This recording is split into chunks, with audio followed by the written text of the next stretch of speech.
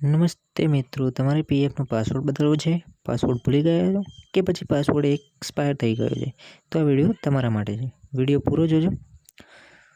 સૌથી પહેલાં તમારે ગૂગલ અથવા તો ક્રોમ બ્રાઉઝરમાં આવીને ઈપીએફઓ મેમ્બર લખવાનું છે.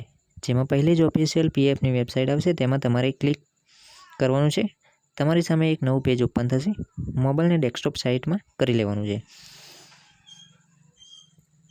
એના માટે તમારે 3 ડોટ આપેલા છે, તેમાં જવાનું છે.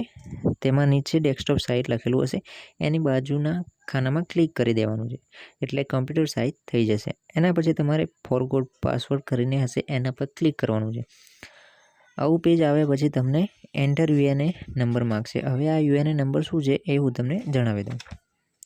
યુએનએ નંબર એટલે કે યુનિવર્સલ અકાઉન્ટ નંબર, જે તમને તમારી કંપનીમાંથી મળશે અથવા તો તમારી જે સેલરી સ્લિપ આવતી હશે તેમાં પણ હશે.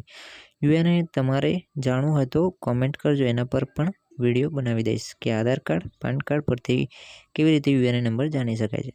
યુએનએ નંબર નાખ્યા પછી નીચે આપેલ કેપ્ચા નાખવાનું છે. હું નાખી દઉં છું. એના પછી આધાર કાર્ડ પ્રમાણે તમારે અહીંયા નામ, જન્મ તારીખ નાખવાની છે. આટલું કર્યા પછી તમારે વેરીફાઈ ઉપર ક્લિક કરવાનું છે. એના પછી નીચે કેપ્ચા અને આધાર કાર્ડ નંબર નાખવાનો છે. નીચે આપેલ બોક્સને ફરજિયાત ટીક કરવાનું છે. પછી જ વેરીફાઈ ઉપર ક્લિક કરવાનું છે. એના પછી આધાર કાર્ડ લિંક મોબાઈલ નંબર નાખવાનો છે. આધાર કાર્ડમાં ફરજિયાત મોબાઈલ નંબર લિંક હોવો જોઈએ. પછી બોક્સ પર ક્લિક કરીને નીચે ગેટ ઓટીપી પર ક્લિક કરવાનું છે. આધાર કાર્ડમાં જે મોબાઈલ નંબર લિંક છે તેમાં ઓટીપી આવશે. કેપ્ચા અને ઓટીપી નાખ્યા પછી વેરીફાઈ કરવાનું છે.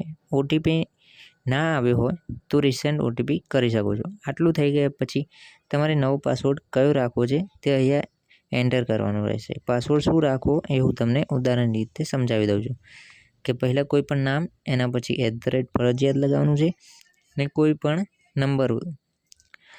ઉદાહરણ તરીકે સમજો કે મારું નામ રાહુલ છે, તો હું પાસવર્ડ રાખું છું રાહુલ @2024, રાહુલ @9966, રાહુલ @4048. તો તમે કોઈ પણ રાખી શકો છો. નામમાં પહેલો શબ્દ કેપિટલ આવશે, બીજા બધા સ્મોલમાં આવશે. એના પછી તમારે પાસવર્ડ સેટ કરી દેવાનો છે. પાસવર્ડ તમારે થોડા ટાઈમમાં બદલવાનું રહેશે, કેમ કે પાસવર્ડ થોડા ટાઈમ પછી એક્સપાયર થઈ જાય છે. તો આ વિડીયોમાં આટલું જ. મળશું નવા વિડીયોમાં. વિડીયો ગમે હોય તો વિડીયોને એક લાઈક કરી દેજો.